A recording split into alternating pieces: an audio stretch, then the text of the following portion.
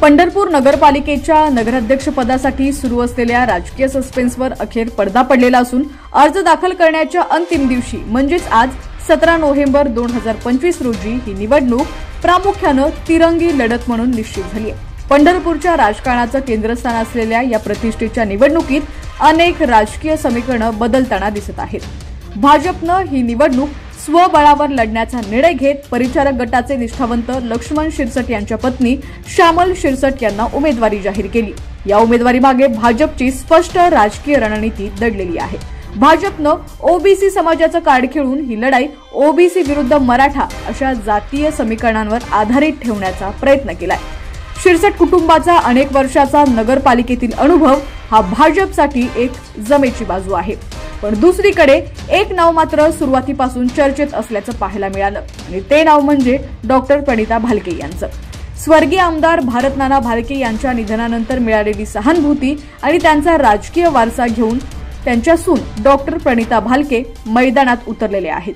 तीर्थक्षेत्र विकास आघाडीच्या माध्यमातून त्या निवडणुकीच्या रिंगणात उतरल्यात। उच्च शिक्षित चेहरा आणि भालके परिवाराची परंपरागत ताकद त्यांना कितपत मदत करेल यावरती सुद्धा अनेकांचं लक्ष आहे।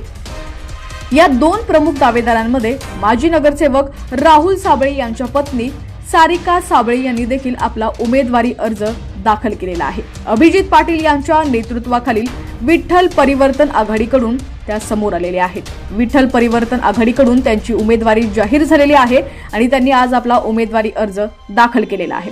सुरुवातीला विठ्ठल परिवाराची एकजूट झाल्याचं आपल्याला पाहायला मिळालं, त्यामुळे ही निवडणूक परिचारक विरुद्ध विठ्ठल परिवार अशी दुरंगी लढत अपेक्षित असतानाच पडद्यामागे झालेल्या घडामोडींमुळे आणि दबाव तंत्रामुळे ही मोठ विस्कळीत झाल्याचं चित्र पाहायला मिळालं। या तिसऱ्या उमेदवारीमुळे विठ्ठल परिवारातील मतदारांमध्ये काहीसा संभ्रमाचं चित्र असल्याचं पाहायला मिळालं, ज्याचा परिणाम मतपेटीत होतो का हे पाहणं देखील महत्त्वाचं ठरणार आहे। येत्या काही दिवसात उमेदवारी अर्ज माघारी घेण्याच्या शेवटच्या क्षणापर्यंत अनेक राजकीय नाट्य घडणार असं सुद्धा वाटतंय। पंढरपूर हे महाराष्ट्रातीलच नव्हे तर देशातील एक महत्त्वाचं तीर्थक्षेत्र असल्यामुळे येथील मतदार राजा केवळ राजकारणाचे आकडे जुळवणार नाही तर या पवित्र नगरीच्या विकासाची स्पष्ट दृष्टी कोणत्या उमेदवाराकडे आहे यावर शिक्कामोर्तब करेल। त्यामुळे तुम्हाला देखील काय वाटतं, कोण होणार पंढरपूर नगर परिषदेचा नगराध्यक्ष? कमेंटच्या माध्यमातून नक्की कळवा। चॅनलवरती नवीन असाल आणि अजूनही HPN मराठी न्यूज चॅनलला सबस्क्राइब केलेलं नसेल तर नक्की सबस्क्राइब करा, जेणेकरून आमचे अपडेट्स लवकरात लवकर तुमच्यापर्यंत पोहोचतील।